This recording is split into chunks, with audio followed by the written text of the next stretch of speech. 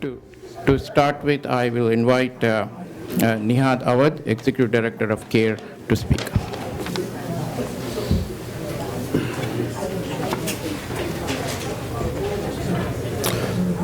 Good morning.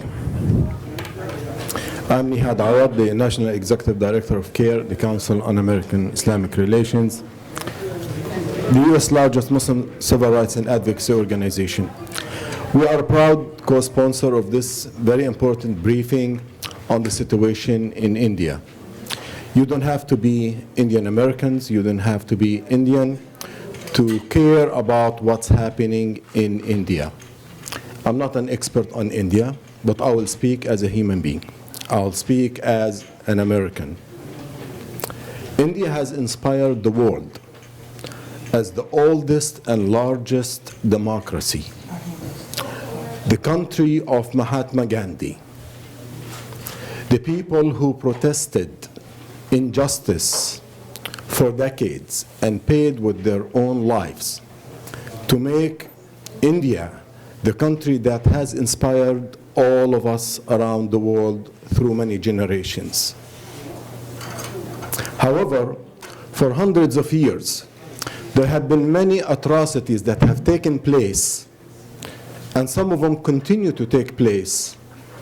We, the current generation, may not be responsible for not knowing or taking action to prevent such atrocities. For example, African Americans and the enslavement of Africans had happened for hundreds of years. It's getting better because so many people have spoken out against it. But discrimination continues to take place against African Americans today, despite the beautiful constitution that we have. I was struck to know today, to discover that the first few words of the US Constitution and the preamble of the Indian Constitution are the same. We the people. We the people. That's inspiring. That shows the importance of how democracies emerge. However, despite the fact that we the people in the United States, African Americans, have been discriminated and killed for centuries until today. Secondly, the Holocaust happened not in our generation, in the previous generation. What led to atrocities like the Holocaust, like Rwanda, like Bosnia, it did not happen overnight. It happened with the legitimization of discrimination against others, the demonization, dehumanization of others, creating policies and legislation and false sense on the basis of false sense of superiority to give legitimacy to the state, to the non-state actors, to discriminate, to commit violence against people, to pass legislation, to make it legal to exclude people from equal treatment in their own societies.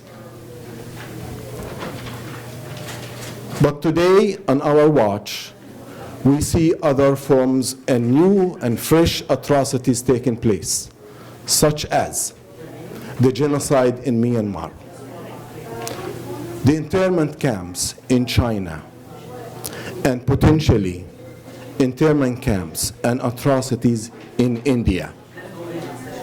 Despite the fact that India has inspired the world for generations, India is now scaring the world because of what might be happening.